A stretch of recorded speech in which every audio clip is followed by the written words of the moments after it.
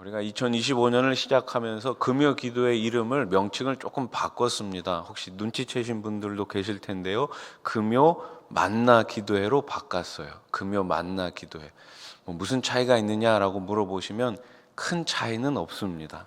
만나라는 이름을 가운데다 넣어놨는데 우리가 이 시간을 통해 하나님을 만나고 또 성도와 성도들이 함께 만나서 하나님 앞에 부르짖어 기도하고 간구할 때에 놀라운 성령님의 역사가 일어나게 될 줄로 믿습니다.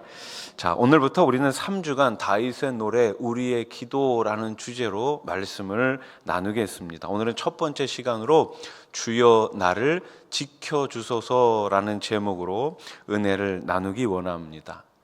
사람들은 위기의 순간 나를 막아줄 든든한 것들을 찾습니다. 우리가 연휴가 시작하면서 눈이 많이 왔잖아요. 눈이 많이 오게 되면은 어떻게 합니까? 사람들이 겨울철이 되면 자기가 타고 다니던 차를 스노우 타이어로 교체를 합니다. 혹은 이제 눈이 오면은 옛날에는 이렇게 체인 같은 거 많이 이렇게 걸고 그랬단 말이에요. 요즘은 이제 좀 체인을 거의 사용하지 않죠. 요즘은 이제 뿌리는 이 스프레이 체인도 나오더라고요. 참 간편합니다.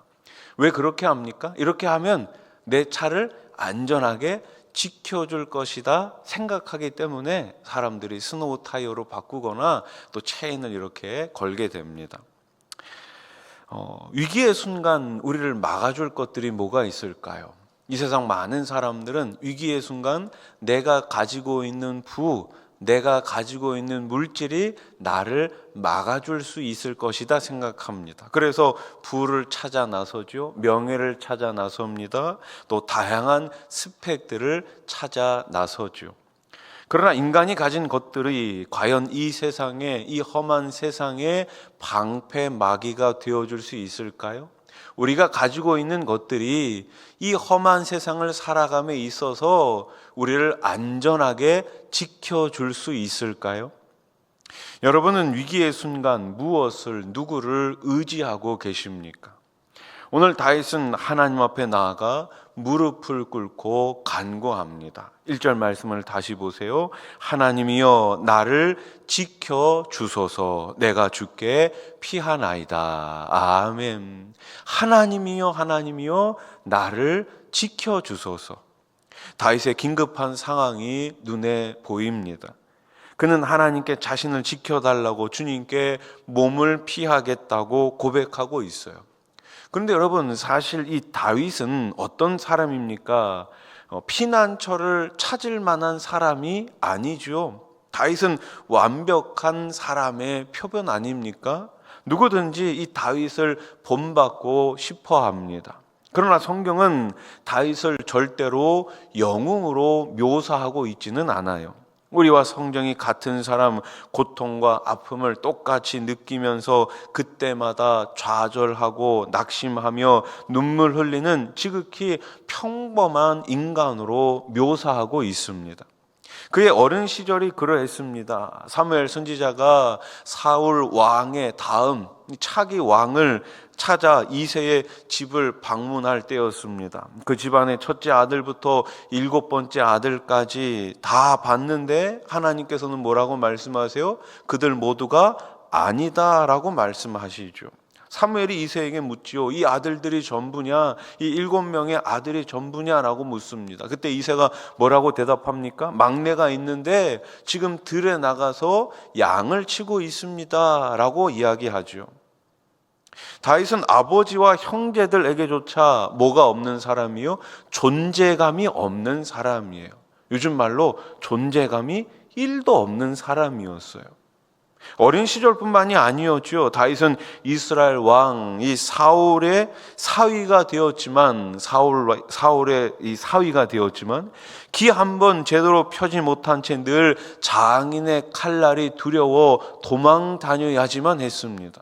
급기야는 이스라엘의 적국인 블레셋에 도망을 쳐 어떻게든 살아보겠다고 미친 척했던 사람이 다윗 아닙니까?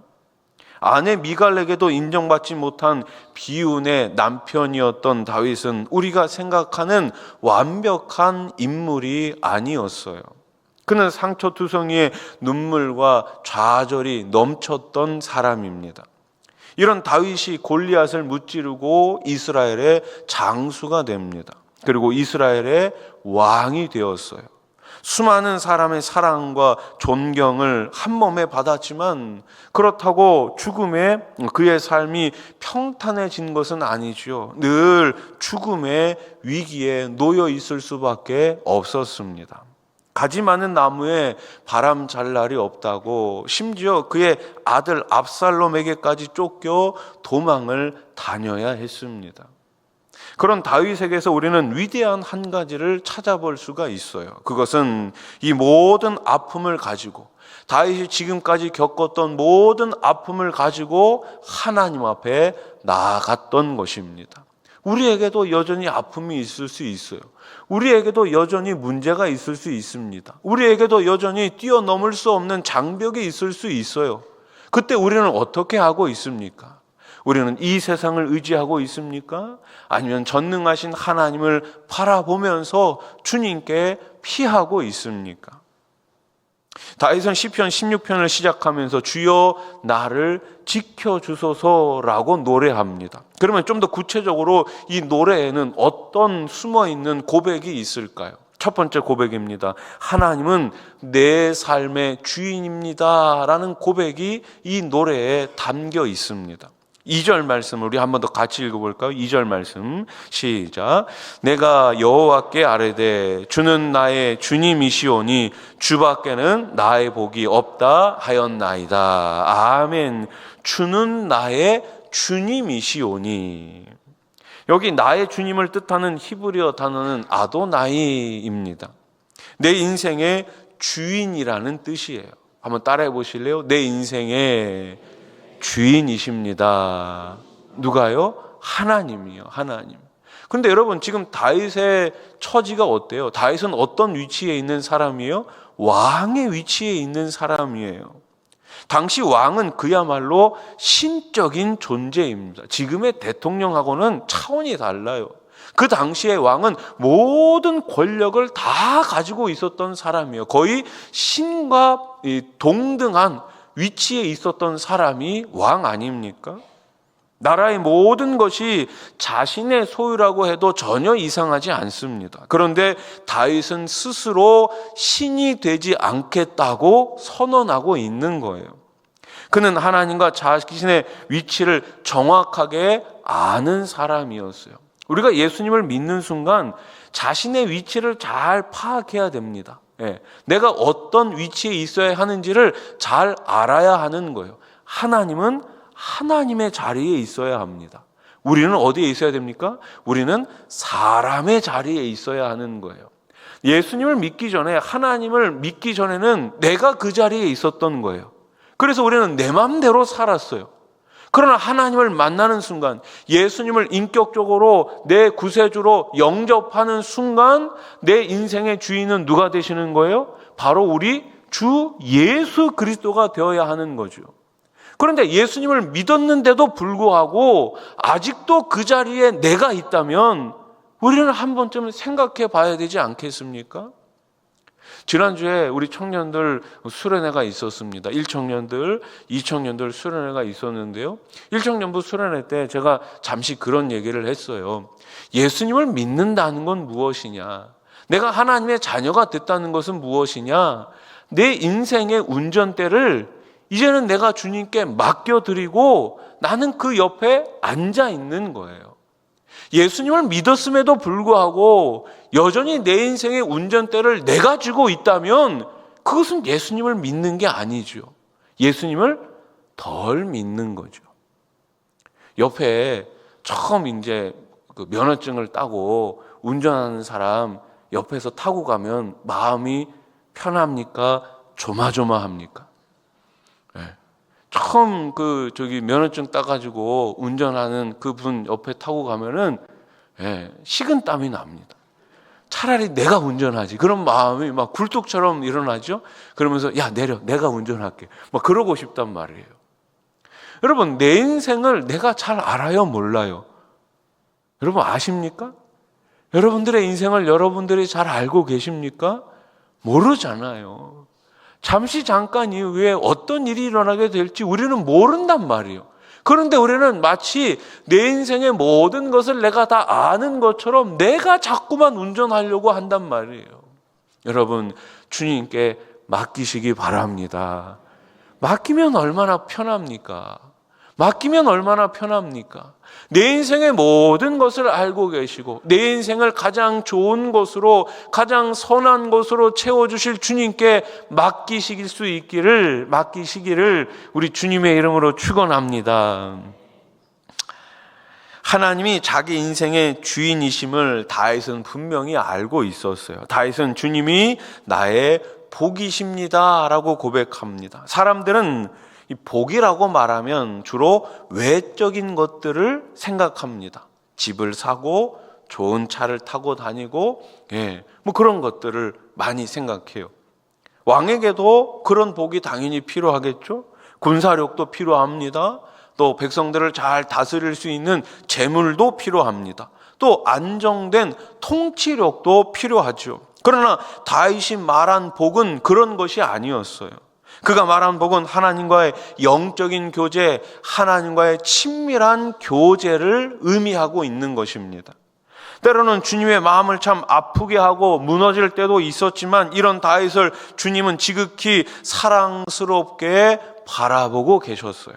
이런 다윗을 신약 성경은 어떻게 평가하고 있나요? 사도행전 13장 22절, 내가 이새의 아들 다윗을 만나니 내 마음에 맞는 사람이라 내 뜻을 다 이루리라. 아멘. 하나님의 마음에 맞는 사람, 하나님의 마음에 맞는 사람. 우리 수원아산의 모든 가족들이 하나님의 마음에 맞는 사람이 될 수 있기를 소망합니다. 오늘 이 금요 기도의 시간에, 이 금요 만나 기도의 시간에 나온 여러분들 모두가 하나님의 마음에 맞는 성도, 하나님의 마음에 맞는 자녀들 되시기를 우리 주님의 이름으로 축원합니다. 하나님을 찾고 사랑하고 주님만이 전부라고 고백하는 다윗을 바라보며 하나님은 어떻게 하신 거예요? 감격하신 거예요. 과연 오늘 하나님이 내게 가장 좋은 것을 주겠다고 말씀하신다면 여러분 무엇을 구하겠습니까? 여러분 무엇을 구하실래요? 다른 것 없어도 됩니다. 주님만이 나의 복입니다 라고 진심을 다해 고백하실 수 있으시겠습니까? 찬송가 94장 주 예수보다 더 귀한 것은 없네. 1절 가사가 어떻게 됩니까? 주 예수보다 더 귀한 것은 없네. 이 세상 부귀와 바꿀 수 없네. 영 죽은 내 대신 돌아가신 그 놀라운 사랑 잊지 못해. 세상 즐거움 다 버리고 세상 자랑 다 버렸네. 주 예수보다 더 귀한 것은 없네. 예수밖에는 없네. 아멘. 여러분 우리의 입술을 통해 매일매일 매 순간순간마다 예수밖에는 없습니다. 예수님이 전부입니다. 예수님만 있으면 됩니다. 이 고백이 끊이지 않기를 우리 주님의 이름으로 축복합니다. 하나님을 삶의 주인으로 섬기지 않으면 우리는 다른 것들을 내 삶의 주인으로 삼으려고 합니다. 그러니까 우리 마음에는 이 주인의 자리가 늘 있어요. 우리 마음 한구석에는 내 마음의 주인이 있어요. 내 인생의 주인의 자리가 있어요. 근데 그 자리에 만약에 주님이 계시지 않는다면 다른 것들로 우리는 주인을 삼으려고 하는 참 이상한 습성이 있어요. 시편 16편 4절 말씀을 보세요. 다른 신에게 예물을 드리는 자는 괴로움이 더할 것이라. 나는 그들이 드리는 피의 전제를 드리지 아니하며 내 입술로 그 이름도 부르지 아니하리로다. 아멘. 여러분 이스라엘 백성이 광야 생활을 하고 가나안 땅에 들어오지 않았습니까? 가나안 땅에 들어온 이스라엘 백성들은 그 가나안 땅에 있는 사람들을 어떻게 해야 했습니까? 가나안화 된 그들을 여호와화 시켜야 하는 거예요. 하나님의 말씀으로, 하나님의 진리로, 하나님의 은혜로 그들을 변화시켜야 하는 책임이 있었던 거예요. 그런데 이스라엘 백성들은 그들을 여호와화 시키는 것이 아니라 오히려 이스라엘 백성들이 어떻게 된 거예요? 가나안화 된 거예요. 그러니 하나님을 섬기는 것이 아니라, 하나님을 진정으로 모시는 것이 아니라, 그들이 섬기고 있는 가나안 땅에 있었던 이방 민족들이 섬기고 있었던 다른 신에게 제사를 드렸던 거죠.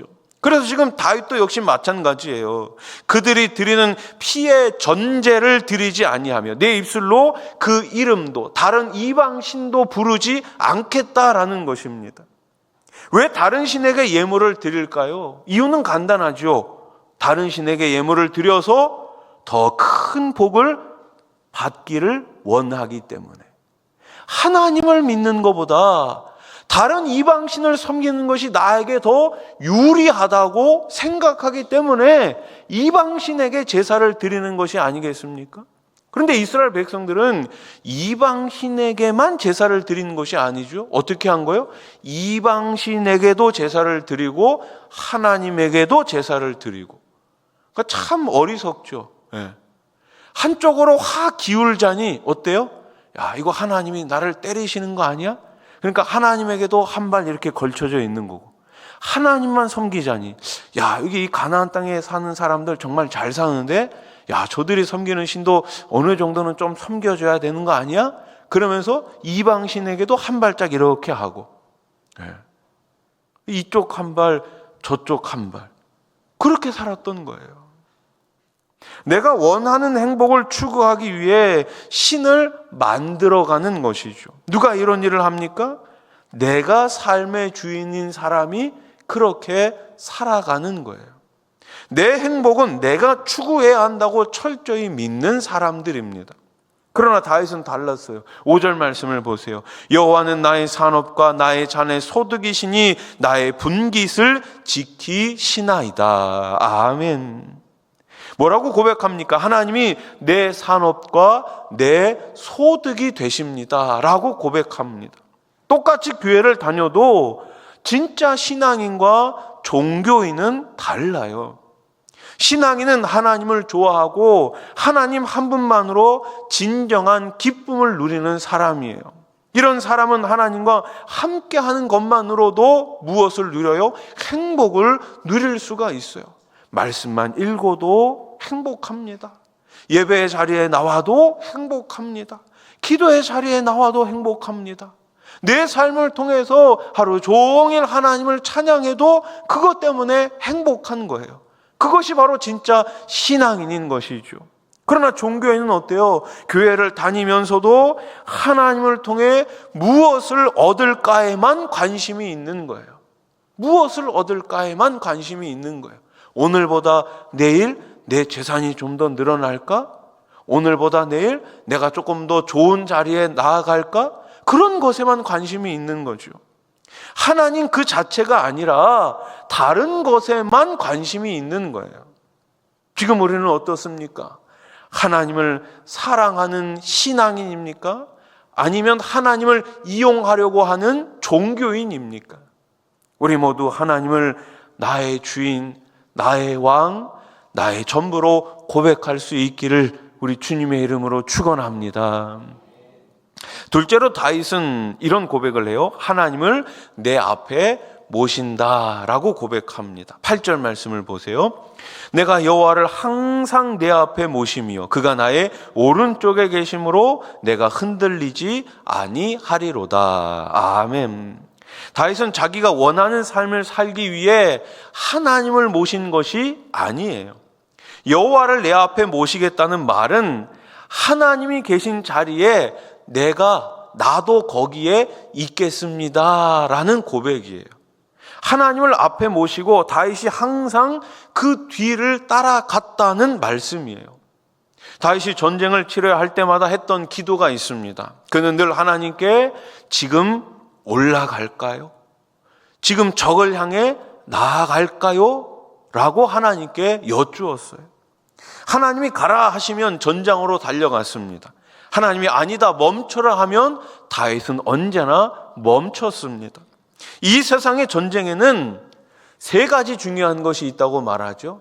세 가지. 뭐가 중요합니까? 천시와 지리와 인화예요. 인화. 첫 번째, 천시. 전쟁을 일으키는 시간이 중요합니다. 언제 적을 칠 건가? 시기가 중요하죠. 시간이 중요해요. 두 번째, 뭐가 중요해요? 두 번째는 지리. 전쟁을 벌이는 장소가 중요합니다. 내가 유리한 장소가 있잖아요. 장소가 중요해요. 마지막에 제일 중요한 건 뭐예요? 인화예요. 인화. 군인들이 얼마나 단결하느냐, 얼마나 하나가 되느냐라는 것이 중요합니다. 그런데 다윗은 이 세 가지보다 훨씬 더 중요한 것이 있음을 알았죠. 제일 중요한 게 뭐예요? 바로 하나님의 뜻입니다. 하나님이 이기게 하시면 이길 수 있는 거예요. 그런데 하나님이 이기지 못하게 하시면 이길 수 없는 거죠.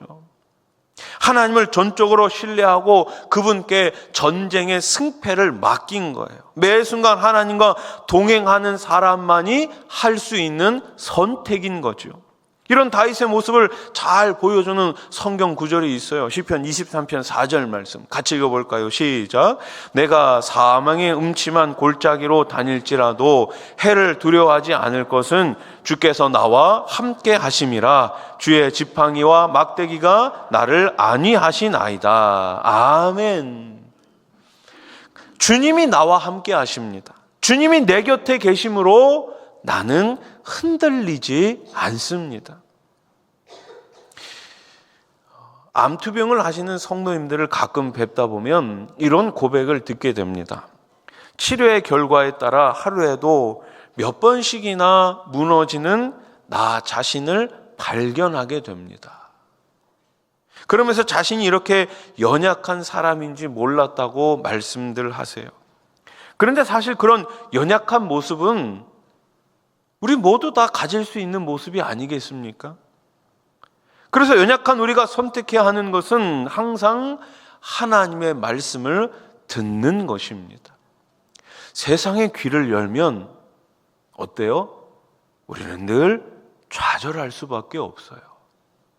세상의 소리에 자꾸만 귀를 열게 되면은 우리는 넘어질 수밖에 없어요. 그래서 우리는 세상의 소리에 귀를 좀 닫아야 합니다. 그리고 어떻게 해야 합니까? 하나님의 말씀의 그 소리에 귀를 열어야 하는 거예요. 그런데 우리는 자꾸만 어떻게 해요?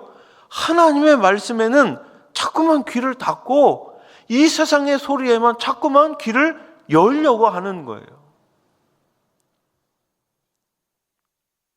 다윗은 하나님의 말씀을 항상 들었어요. 그런데 그것을 다윗은 훈계라고 표현하고 있어요. 훈계. 7절 말씀을 보세요.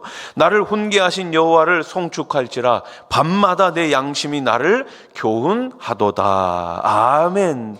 나를 훈계하신 여호와를 어떻게 하겠다고요? 송축하겠다고요. 훈계라는 말을 좋아하는 사람은 없습니다. 시대가 계속해서 변할수록 훈계라는 말을 싫어합니다. 그렇죠? 훈계라는 말 싫어해요. 왜요?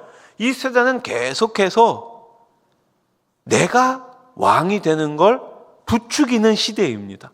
야, 다른 사람 말 들을 필요 뭐가 있어? 네 마음대로 하면 돼. 네가 결정하는 게 최고야. 너만 좋으면 다 좋은 거야. 라고 자꾸만 이 세대는 우리들을 그렇게 미혹하고 있는 거예요. 그러니 훈계라는 말을 자연스럽게 싫어하죠. 훈계를 듣기도 싫어하고 또 반대로요, 훈계를 하기도 어려운 시대입니다. 그렇죠. 예전에는 그래도 좀 어르신들이 좀 이렇게 지나가는 아이들 보면서 이놈 그러면은 어떻게 해요? 그래도 좀 듣지 않았습니까? 안 들었어요? 그래도 좀 들었어요. 예. 근데 요즘은 이놈 하면 큰일 납니다. 그죠? 예. 예. 큰일 나요. 예. 여러분, 다윗이 누구예요? 다윗은 왕이에요. 왕이 훈계를 들을 사람입니까? 들을 위치에 있는 사람이에요? 아니죠. 왕은 훈계하고 법을 만들고 자기 마음대로 하는 사람이에요. 그런데 다윗은 자신의 위치를 정확히 알았습니다. 하나님을 왕으로 모신 다음 다윗이 하는 말이 뭐예요? 하나님, 무슨 말씀이든지 하십시오. 제가 듣겠습니다. 이 고백을 하고 있는 거예요. 매일 하나님과 동행할 수 있었던 비결은 매일 말씀으로 다윗은 살았기 때문입니다. 이처럼 말씀이 기준인 사람은 흔들리지 않아요. 뿌리 깊은 나무는 어때요? 흔들리지 않잖아요. 말씀이 일상이 된 사람, 하나님의 훈계로 자신의 영혼을 매일 새롭게 하는 사람, 주님 앞으로 나아가는 사람은 흔들리지 않는 거예요. 매일매일 주님과 동행하며 흔들리지 않는 믿음으로 승리하시기를 우리 주님의 이름으로 축원합니다. 자, 마지막 셋째로 다윗은 하나님을 향해 뭐라고 고백합니까? 하나님은 나의 기쁨입니다 라고 고백해요. 11절 말씀 우리 한번 같이 읽겠습니다. 시작. 주께서 생명의 길을 내게 보이시리니 주의 앞에는 충만한 기쁨이 있고 주의 오른쪽에는 영원한 즐거움이 있나이다. 아멘. 지금 다윗은 주여 나를 지켜주소서 이렇게 시편 16편을 노래를 시작을 했는데 지금 이 11절에는 마지막에 뭐라고 고백하고 있어요? 노래하고 있어요? 주님 앞에 충만한 기쁨이 있습니다. 주님 오른쪽에 영원한 즐거움이 있습니다. 이렇게 노래하고 있는 거예요. 하나님을 내 주인으로 모실 때, 하나님 앞에 잠잠히 나아가 말씀과 동행할 때 주어지는 놀라운 하늘의 선물이 바로 이 기쁨이라는 거예요. 이런 큰 축복, 참 기쁨을 누릴 수 있는 이유가 무엇일까요? 주님이 나를 영원한 지옥에서 건져주시고 영원한 생명을 주셨기 때문입니다. 시편 16편 10절 말씀. 이는 주께서 내 영혼을 수월에 버리지 아니하시며 주의 거룩한 자를 멸망시키지 않으실 것임이니이다. 아멘. 다윗은 살면서 몇 번이고 죽음의 위기를 경험했습니다. 그러나 주님은 그때마다 다윗을 건져주셨어요. 성도의 기쁨이 여기에 있습니다. 영원한 생명이 주님께 있습니다.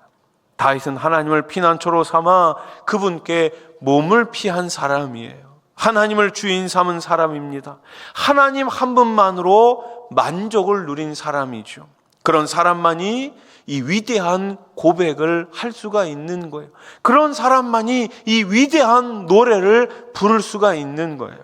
하나님을 내 전부로 모시고 그분의 말씀으로 매일매일 동행하기 원하는 모든 사람에게 이 영광스러운 기쁨의 축복이 주어지는 것입니다. 필립 얀시가 쓴 놀라운 하나님의 은혜라는 책에는 이런 내용이 있습니다. 얼마 전 주일에 교회에서 한 꼬마가 고개를 돌려 사람들 얼굴을 하나씩 쳐다보며 웃고 있었습니다. 그 아이는 그냥 웃고만 있었습니다. 그런데 잠시 후 아이 엄마가 아이를 확 잡아채더니 이렇게 말했습니다. 그만 좀 웃어. 여긴 교회야. 그러면서 아이를 한 대 쥐어박았습니다. 아이의 볼에 눈물이 흐르자 차라리 그게 나아 하고 덧붙인 뒤 다시 기도하는 자세로 돌아갔습니다. 나는 벌컥 화가 났습니다. 그 엄마의 말은 마치 온 세상이 울고 있으니 너도 이제부터 울어 하는 말로 들렸습니다. 나는 얼굴에 눈물 자국이 난 아이를 내 옆에 앉혀놓고 이렇게 말해주고 싶었습니다. 기뻐하시는 하나님, 웃으시는 하나님, 우리를 지으실 만큼 유머 감각이 있는 하나님이시다. 그러나 통념상 우리는 조문객처럼 엄숙하고 비극을 연기할 때처럼 비장하며 소중한 것을 전부 갖다 바치면 믿음이 좋은 줄 안다. 얼마나 어리석은 일인가. 이 아이가 교회에서 웃을 수 없다면 어디로 가란 말인가? 어디로 가란 말인가? 여러분은 교회에서 많이 웃으십니까? 아니면은 조문객처럼 비참한 얼굴로 예배당에 앉아 계십니까? 웃으십시오. 네. 교회 오는 날이, 예배당에 예배를 드리는 이 시간이 이 세상 그 어떤 시간보다, 그 어떤 장소보다 가장 행복한 시간, 가장 기쁨의 시간이 될 수 있기를 소원합니다. 그러니 제발 좀 웃으십시오. 네. 좀 웃으세요. 네. 너무 엄숙하게 말씀을 듣지 마세요. 말씀을 기쁨으로 받으세요. 말씀을 기쁨으로 받으세요. 하나님은 우리가 기뻐하기를 원하십니다. 그러기 위해서 저와 여러분들을 구원해 주셨잖아요. 그러니 그 구원의 감격이 우리 가운데 있다면 이 예배당 안에 있는 것 자체가 큰 즐거움이요, 큰 기쁨이 아니겠습니까? 예. 근데 좀 실없이 웃으면 안 되고요. 예. 좀 행복한 사람처럼 웃어야 되겠죠. 요한복음 15장 11절 말씀을 한번 같이 읽어보겠습니다. 시작. 내가 이것을 너희에게 이름은 내 기쁨이 너희 안에 있어 너희 기쁨을 충만하게 하려 함이라. 아멘. 내 기쁨이, 우리 주님의 기쁨이 너희 안에 있어 너희 기쁨을 어떻게 해요? 충만하게 하려 함이라. 아멘. 세상을 바라보면 웃을 일이 없겠죠. 그러나 우리가 주님을 바라보면 언제든지 웃을 일이 생기는 거예요. 사랑하는 성도 여러분, 풍랑 같은 인생에 어떤 상황이 펼쳐지더라도 잠잠히 하나님을 바라보시기 바랍니다. 하나님이 주인된 인생은 우리 하나님이 책임져 주십니다. 그 하나님과 함께 영원한 기쁨으로 충만하시기를 우리 예수님의 이름으로 축원합니다.